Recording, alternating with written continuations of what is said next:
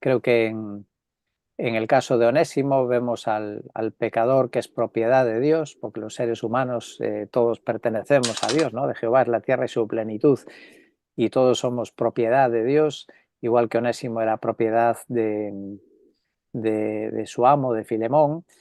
El esclavo, o el empleado, el esclavo ha huido de su señor y además le ha robado. El ser humano también ha huido del Señor y ha robado a Dios la gloria que le pertenece. Así que hemos robado, en ese sentido también el ser humano ha robado a Dios. La ley pues sentencia a las personas que hace eso a muerte. Los seres humanos estamos sentenciados, condenados a muerte, igual que sería el caso de Onésimo, pues Filimón tenía el derecho a llevarlo a los tribunales y ser condenado. La gracia nos ofrece una salida y Pablo busca la gracia también como salida para Onésimo, para su situación. Cristo se ofrece como mediador y paga el precio por nosotros. Y finalmente, pues vemos el pecador que regresa arrepentido y es recibido como hermano y queda libre para siempre. Así que abundando en las ideas que ya nos compartía, la otra aportación, pues eso es lo que vemos en esta bonita historia de Onésimo. Como siempre, cuando terminamos un libro, os proponemos un bosquejo. Aquí solo son algunos titulares, los títulos principales del libro, lo que sería el libro, y os voy a terminar lo que es la exposición de Filemón, la introducción a Filemón, con casi una curiosidad, que es la belleza literaria. Hay una palabra rara, algunos la habéis escuchado de vez en cuando, que se llama el quiasmo. Y el quiasmo es una forma de componer de una manera armónica un texto. Puede ser un texto, en este caso, pues la carta entera. Y consiste en que hay un paralelismo entre unos textos y otros. Por eso ahí se escriben, por ejemplo, con la letra A, la carta empieza hablando de los nombres de los que están con Pablo y una bendición, y la carta también termina con lo mismo, con nombres de los que están con Pablo y una bendición. En segundo lugar, la carta trata de las oraciones de Pablo a favor de Filemón y por su hospitalidad, y termina la carta también en los versículos anteriores al final hablando de la hospitalidad de Filemón y sus oraciones. Es decir, no vamos a entrar ahora en todo el detalle, pero hay un tremendo paralelismo que a mí lo que me sugiere es la tremenda belleza de la palabra de Dios, que podía decir las cosas de otra manera, pero incluso las presenta así, con esa armonía que encontramos en las escrituras.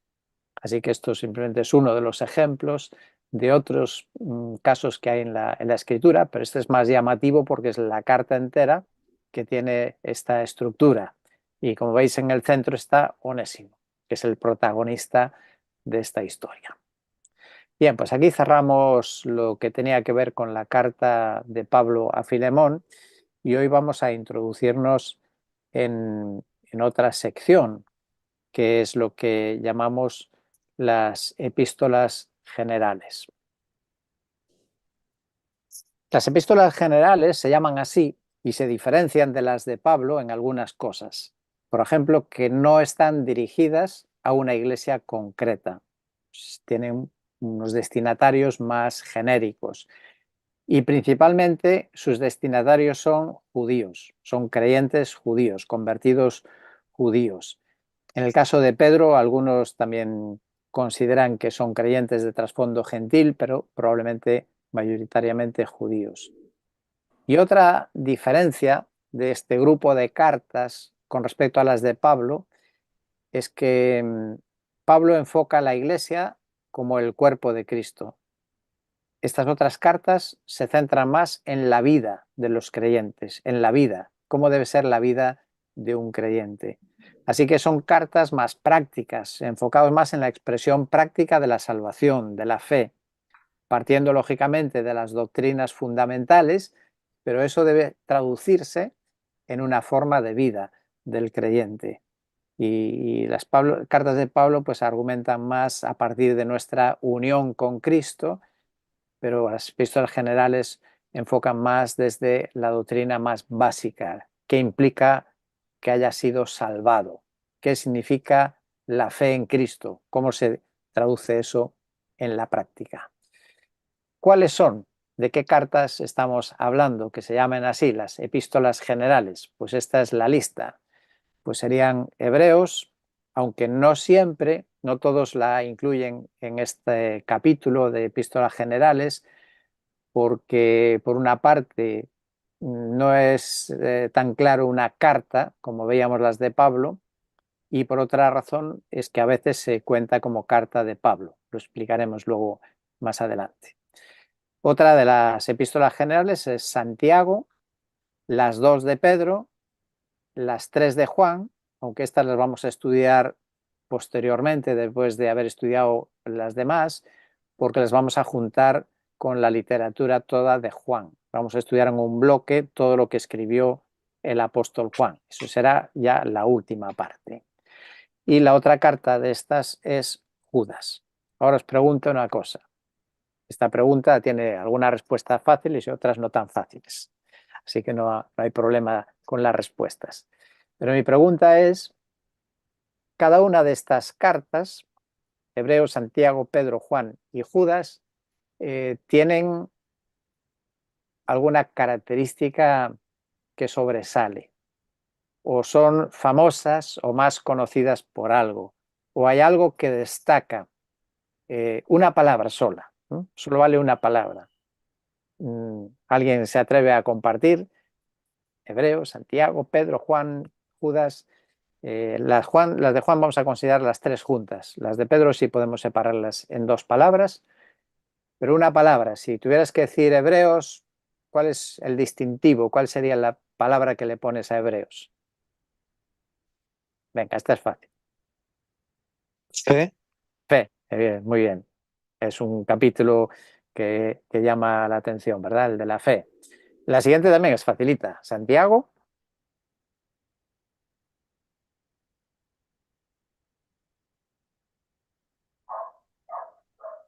A ver, Santiago, esa no es tan difícil tampoco.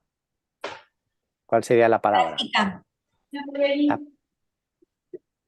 la práctica. ¿Y cuál es la otra que dijisteis?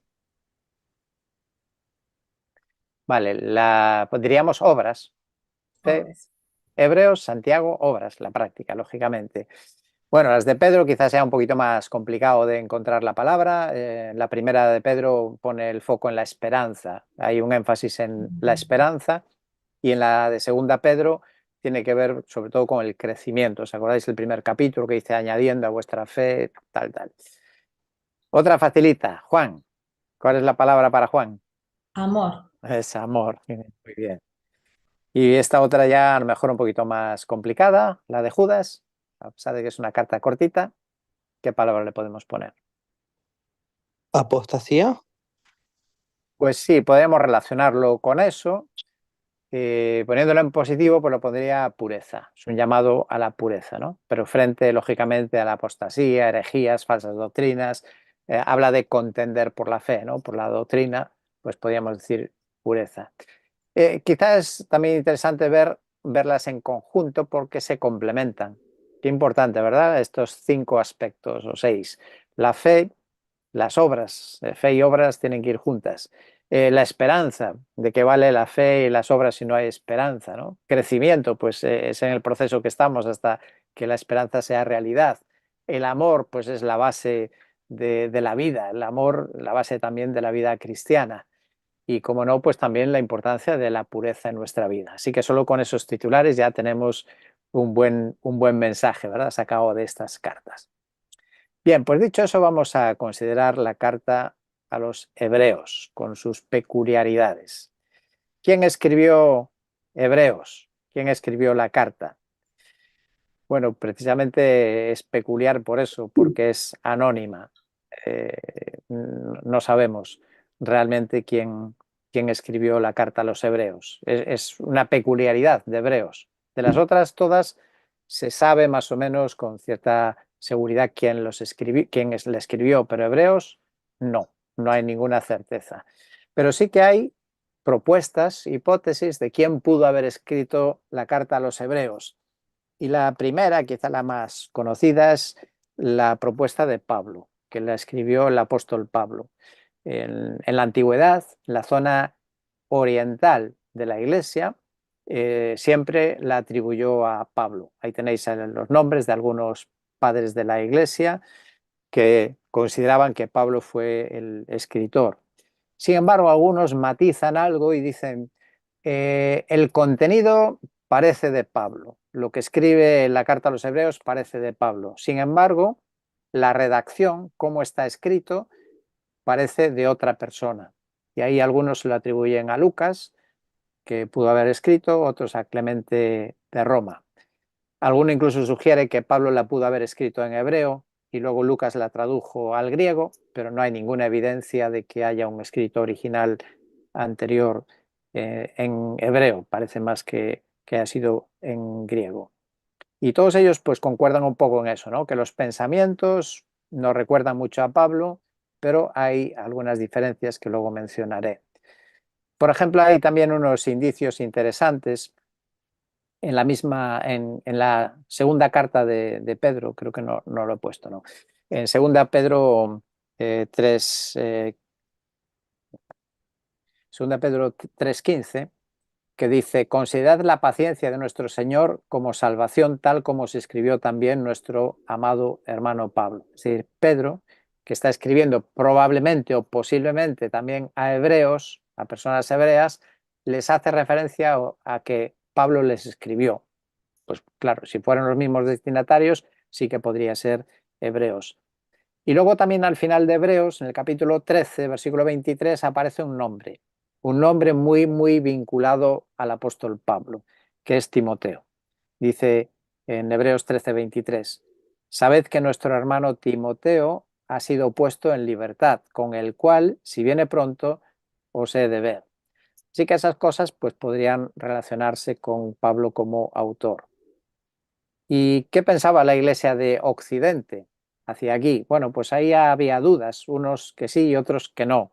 Por ejemplo, Tertuliano hace una propuesta que sería plausible también, que el autor pudo ser Bernabé. Y por un lado concuerda con que el autor se ve que tiene una relación cercana con el apóstol Pablo y por eso pues su lenguaje, su manera de enseñar podría tener similitudes con el pensamiento de Pablo y la mención que veíamos de Timoteo. Y hay otro factor más, pues que en la carta de Hebreos se habla mucho del sistema levítico y Bernabé era levita. Eso está en Hechos capítulo 4, versículo 36. Pero, como digo, otros padres de la Iglesia muy influyentes, como fueron Jerónimo y Agustín, San Agustín, al final consiguieron influir para que la Iglesia en general diera o aceptara como autor al apóstol Pablo, ¿no? Hubo varios concilios de la Iglesia en Hipona, en Cartago, donde se da casi por sentado y se cuenta casi como la carta número 14 de las que escribió el apóstol Pablo. Bueno, aparte de Pablo y Bernabé, en el caso de Lutero, curioso, él dice que cree que pudo ser Apolos y se inclina por ello por el origen alejandrino, ya que este es un escrito de una cultura elevada. Se ve que es alguien versado en la interpretación de la Biblia, porque coge muchos pasajes del Antiguo Testamento y los explica y aplica al Nuevo Pacto, con lo cual es alguien que maneja muy bien la Biblia, las escrituras del Antiguo Testamento. Y además, este libro, esta carta, pues parecen discursos de un orador, y Apolo sabemos que era un buen orador, que se dice eso de él. Y eso pues le llevó a pensar que podía ser Apolos. Y luego, pues ya puestos a decir nombres, hay propuestas de todos los tipos y colores.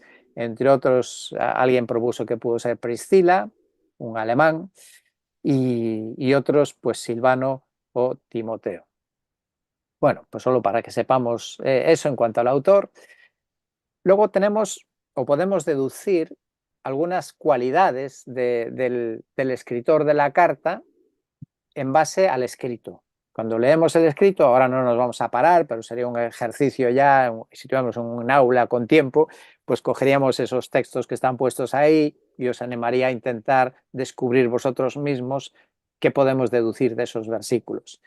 Pero en los textos, pues lo resumo, la conclusión es que se ve que el escritor conoce a los destinatarios, ¿no? Porque habla de ellos en un tono como conocidos, como personas conocidas, que él sabe cómo están viviendo. Por ejemplo, cuando dice no dejéis de congregaros, como algunos tienen por costumbre, pues quiere decir que está bien informado de que hay hermanos de estas congregaciones hebreas que están dejando de asistir a las reuniones.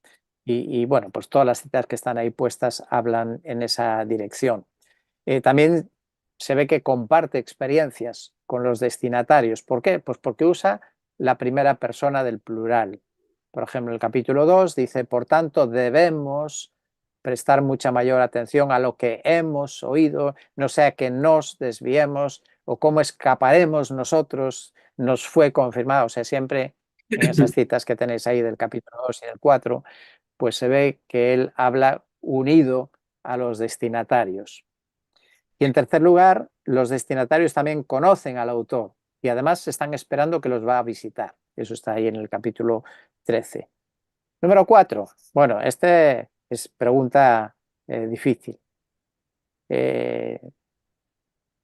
Ahí he puesto que según el capítulo 11, versículo 32, el autor es varón. Ahora, si tú buscas en tu Biblia y lees el versículo, me dirás dónde dice ahí que es varón. Voy a leer el texto. Hebreos 11:32 dice, ¿y qué más diré? Pues el tiempo me faltaría para contar de Gedeón, Barak, Sansón, Jefté, David, Samuel y los profetas. ¿Y dónde dice ahí que el que escribe es varón? Bueno, tendrías que ser un experto en griego y lo sabrías. ¿Por qué?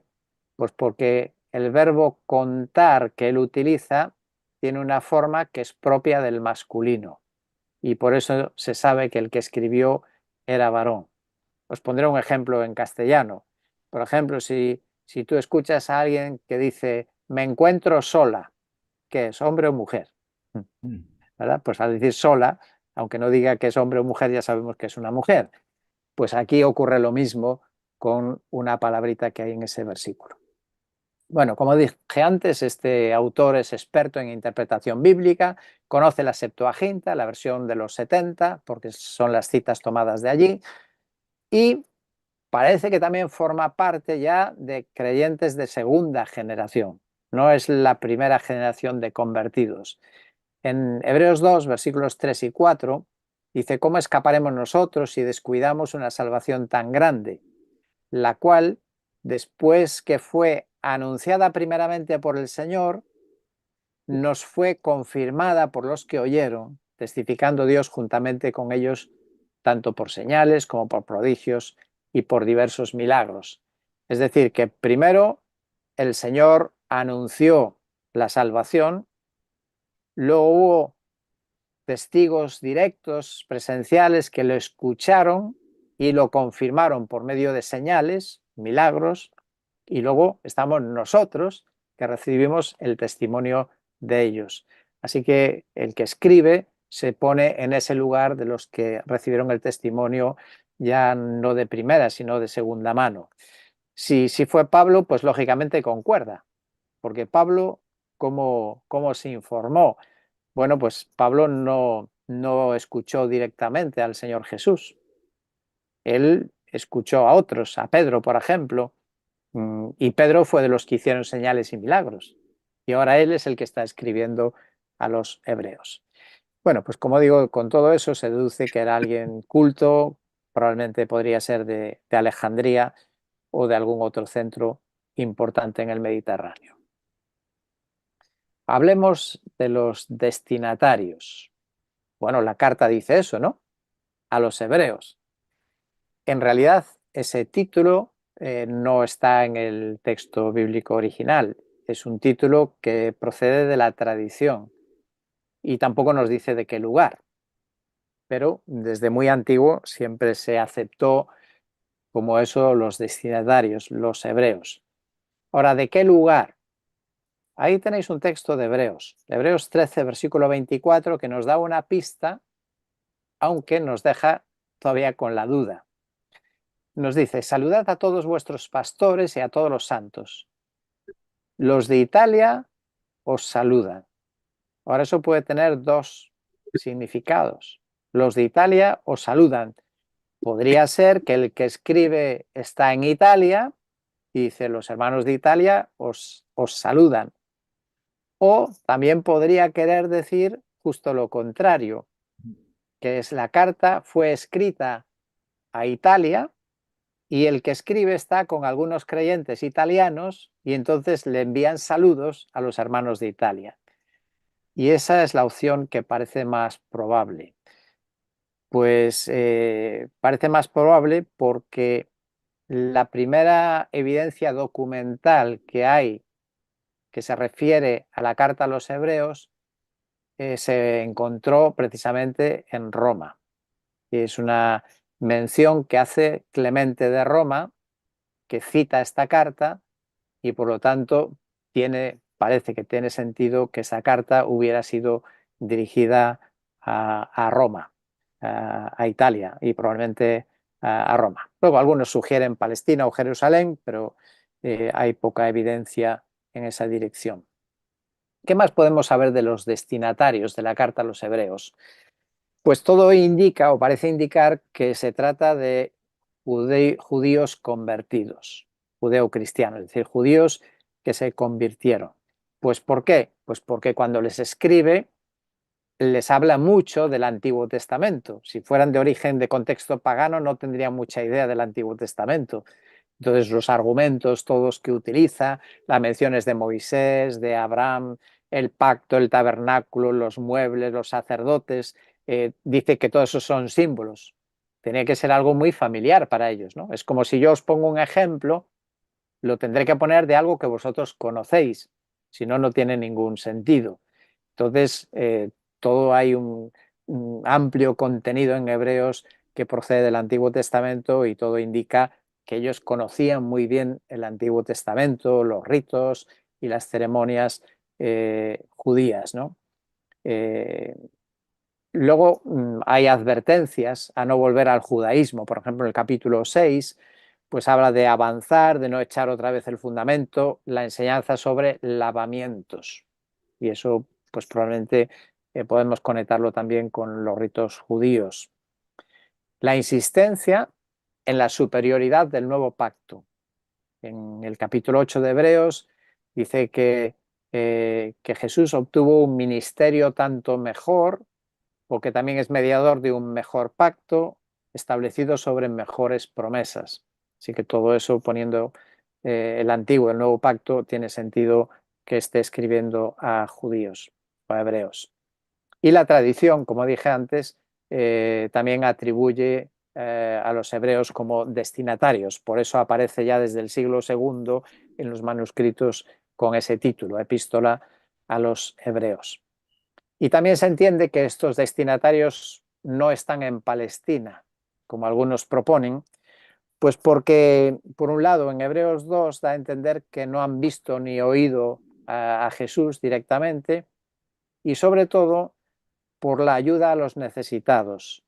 En Palestina, los palestinos precisamente eran necesitados. De hecho, Pablo está promoviendo colectas para ayudar a los necesitados de Jerusalén, con lo cual la carta a los hebreos que les elogia porque ellos están ayudando a los, dando socorro a los que necesitan, pues no pueden ser ellos mismos los necesitados. Y tal vez otro dato más es que aunque habla mucho de los ritos judíos, no se menciona el templo, lo cual llama la atención. No habla del templo, sino del tabernáculo.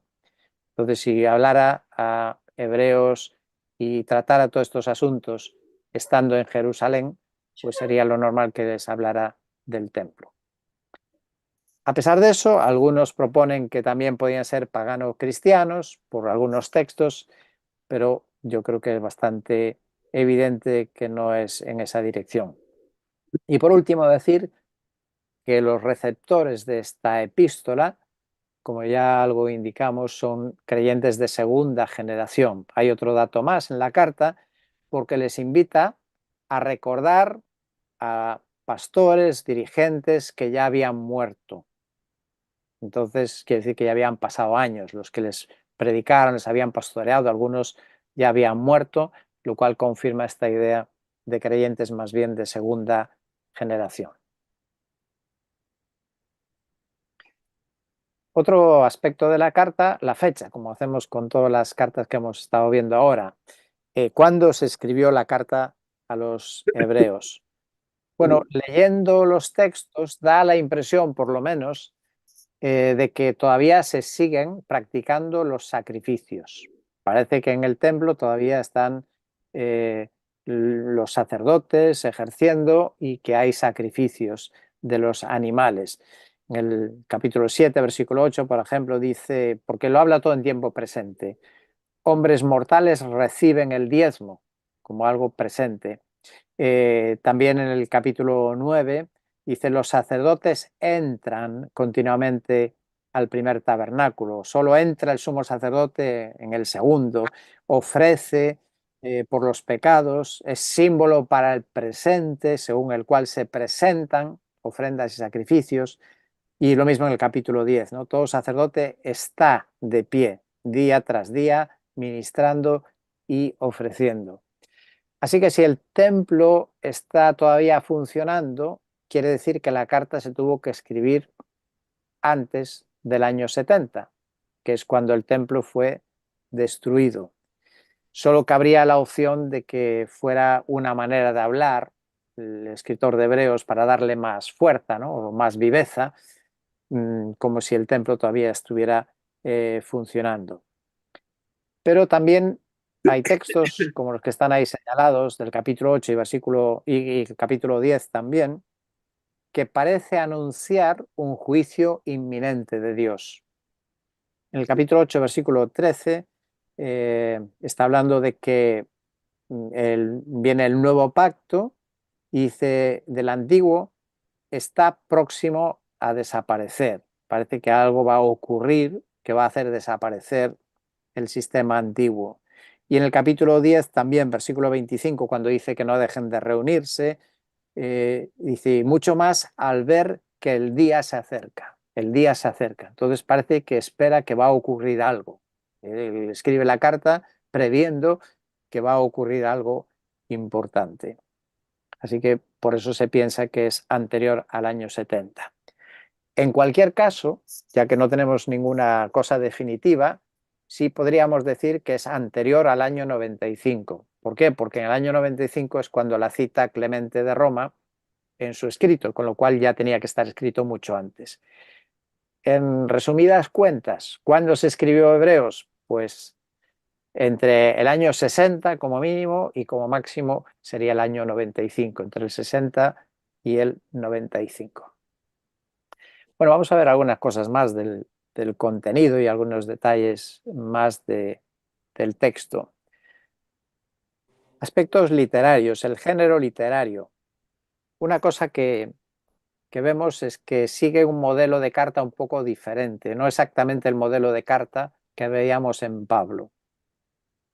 ¿Cómo empieza la epístola a los hebreos? Pues empieza directamente casi enseñando, ¿no? Dios, habiendo hablado hace mucho tiempo, en muchas ocasiones, de muchas maneras, ¿qué es lo que falta? ¿Os acordáis que tenían las cartas de Pablo, que encontramos en todas sus cartas? El saludo, el nombre del autor y los destinatarios. Aquí no hay nada de eso. Incluso el final de Hebreos también parece más como casi una anotación final que una propia carta con su despedida, ¿no? Aunque efectivamente hay saludos y hay algunos datos de información, pero de hecho casi hay dos finales, porque en el versículo 21 termina con un amén y luego el 22 al 25 hay esas notas personales, ¿no? Os he escrito brevemente, sabe de nuestro hermano Timoteo ha sido puesto en libertad, saludad a vuestros pastores, los de Italia os saludan, y otra vez termina con el amén. Y esos últimos textos pues parecen casi como una anotación que acompaña a la carta. Según los entendidos de la literatura, yo como sabéis soy de ciencias y no de letras, pues dicen que la forma en la que está escrita esta carta parece más como un discurso de exhortación, donde el que escribe está como si estuviera predicando y exhortando a la audiencia.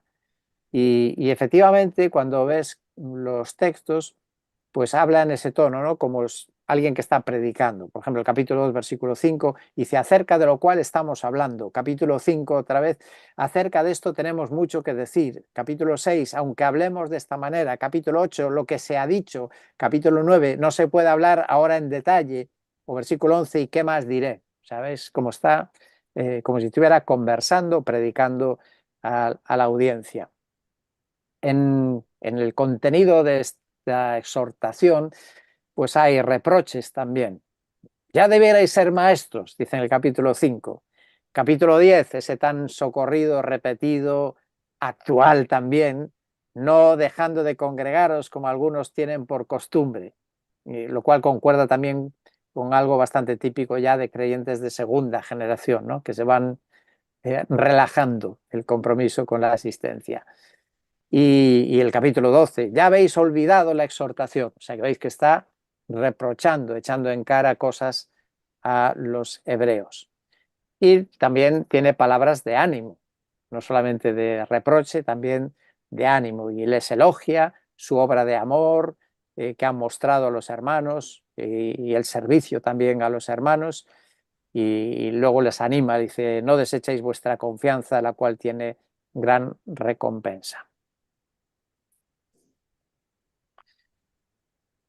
Precisamente es en cuanto a esto, el aspecto literario, lo que hace ver que hay afinidad y hay diferencias con Pablo.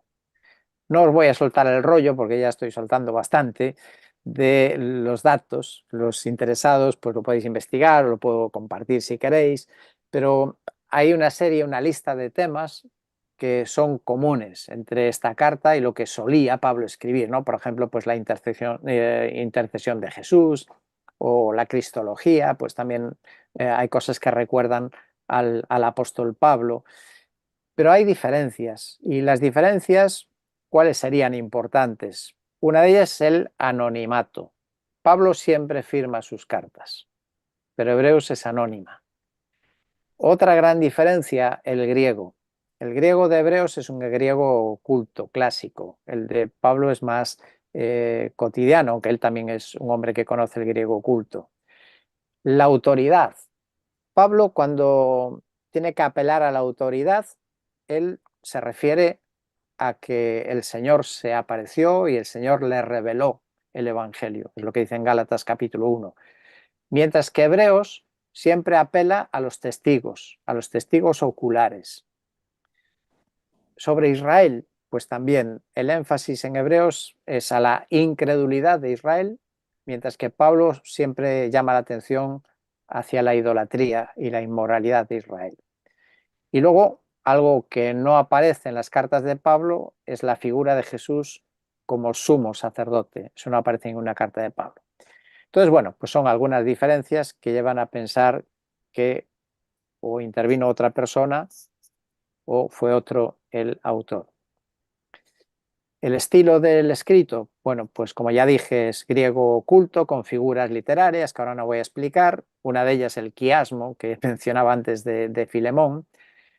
Una curiosidad, tiene una cosa ahí rara que leeréis, apax legómena, 168. Bueno, ese término quiere decir que son 168 palabras que aparecen una sola vez en todo el Nuevo Testamento. Es curioso, son palabras que aparecen solo una vez y están aquí en Hebreos, y no es una ni dos, sino 168, lo cual llama bastante la atención.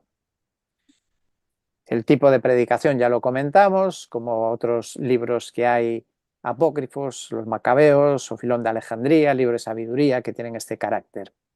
Y también hablamos de que es un exégeta y predicador, que coge los temas del Antiguo Testamento y los aplica. Por ejemplo, el capítulo 8, versículos 8 y 9 dice: el punto principal de lo que se ha dicho es este: tenemos tal sumo sacerdote, el cual se ha sentado a la diestra del trono de la majestad en los cielos, como ministro del santuario y del tabernáculo verdadero, que el Señor erigió y no el hombre. Es fantástico cómo coge las prácticas religiosas del Antiguo Testamento y cómo las aplica y ve que tienen relación con el oficio, con el ministerio del Señor y del Señor Jesús, y cómo el tabernáculo al final es un tipo del verdadero tabernáculo que es el cielo. Y como dijimos también, su argumento se basa en Antiguo Testamento y llama la atención sobre todo los salmos. Hay cita de 4 salmos en la carta a los hebreos, varias citas de los salmos. Entre ellos esa famosa frase repetida: si oís hoy su voz, no endurezcáis vuestros corazones. Y es una frase muy, muy repetida también. Ahora, acercándonos a algo que nos interesa un poco más, es ¿cuál es el propósito? ¿Por qué se escribió la carta a los hebreos? ¿Qué es lo que originó? ¿Cuál fue la necesidad que vio el escritor? ¿Por qué era necesario escribir esta carta? Pues me parece interesante porque tiene toda la pinta de que va dirigido a judíos convertidos, pero que están pensando volverse atrás, volver al judaísmo. ¿Por qué? Porque hay persecución. La persecución está apretando, se está volviendo cada vez más fuerte y por lo tanto están pensando si será mejor volver al judaísmo y dejar el cristianismo. Y por esa razón, esta carta especialmente pone en alto la persona de Jesús y la obra de Jesús. Una palabra que repite unas 10 veces y podríamos decir que es palabra clave de esta epístola: mejor, mejor, mejor. Los cristianos tenemos algo mejor, mucho mejor que lo que tenían los judíos. Es verdad que desde el punto de vista humano, si te conviertes y viene la persecución, podría parecer una contradicción. Si el cristianismo es la verdad, debería irme mejor que con el judaísmo. Y aún encima el cristianismo me ha dicho que Jesús va a volver, pero pasa el tiempo y Jesús no viene. Y entonces estos creyentes quizás están un poco confundidos y pensando si se habrán equivocado, creyendo que la fe cristiana era la fe verdadera. Y es verdad que la fe cristiana a veces pues tiene desafíos y tiene situaciones que son difíciles de entender, ¿no? ¿Por qué el Señor permite esas cosas en la vida de los cristianos? Pero el énfasis de esta carta es que aunque la fe tenga un precio, aunque seguir a Cristo puede suponer pérdidas, hay que sopesar lo mucho que ganamos y que tenemos en Cristo. Y así es como nosotros también tenemos que valorar nuestra experiencia cristiana. Entonces ese es el motivo: escribir para animarles a que perseveren. Hay persecución, hay lucha, hay dificultad, hay oposición, hay tiempos malos, pero hay que perseverar. Y además les amonesta sobre el peligro de la apostasía. En el capítulo 3, por ejemplo, versículos 6 y 14, les dice: en la casa de Dios, cuya casa somos nosotros, si retenemos firme hasta el fin. Versículo 14 repite esa frase: si es que retenemos firmes hasta el fin, o sea, desafiando a perseverar. Capítulo 10, mantengamos firme la profesión, no dejando de congregarnos. Capítulo 12, mirad que nadie deje de alcanzar la gracia de Dios. Así que es un llamado permanente a perseverar. Hay una preocupación en el escritor de esta carta, que esta iglesia, donde se empieza a ver cierto abandono o cierto retractamiento, pues para que se vuelvan al Señor, ¿no? Y para eso ponen alto lo extraordinario que es el Señor y la obra que hizo por nosotros. Y eso todo nos conduce al tema. ¿Cuál es el tema? Hay una frase que quizá podríamos decir que es la clave, que es el tema de este libro. Se encuentra en el capítulo 2, versículo 3. Una salvación tan grande. Sí, lo estáis pasando mal. Sí, que el Señor está permitiendo que hay sufrimiento y tal vez algunos pues perdiendo sus trabajos o situaciones difíciles, pero tenemos una salvación tan grande y esto es un mensaje válido para cualquier creyente, ¿verdad? Que estén pasando por un momento malo de su vida. Puede ser personal, puede ser de enfermedad, puede ser de conflictos, puede ser de trabajo, puede ser lo que tú quieras. Pero entre a eso, una salvación tan grande. Y creo que ese es el aliento para el cristiano en todos los tiempos. Y con ello, pues el predicador, el escritor de esta carta, deja 5 advertencias más o menos largas. Hay mensajes bastante largos de advertencias, de no descuidar, de prestar mucha atención, no sea que nos despidemos, ¿no? Que no descuidemos una salvación tan grande. Como dije también, la porción que va del capítulo 3 hasta el capítulo 4 aparece 3 veces la cita del Salmo 95. Si oís hoy su voz, no endurezcáis vuestros corazones. El peligro, ¿no? De que podemos endurecer nuestro corazón. A lo mejor las circunstancias nos pueden llevar a ello. Y en el capítulo 5, pues también nos invita a no decaer, a seguir adelante, porque hay un peligro. Dice, después de que cayeron, es imposible renovarlos otra vez para arrepentimiento. Bueno, este es uno de los pasajes difíciles. Si queréis tarea, os la pongo. Lo podré recordar. Interpreta Hebreos capítulo 6, versículos del 4 al 6. Se trata de creyentes, se trata de que se puede perder la salvación. A ver, ¿cómo digerimos esa porción, ese pasaje?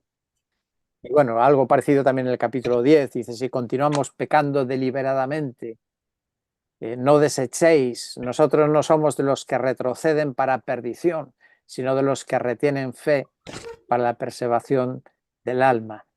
Y en el capítulo 12, mirad bien, mirad que no rechacéis, porque si ellos no escaparon, al que los amonestó, mucho menos escaparemos nosotros.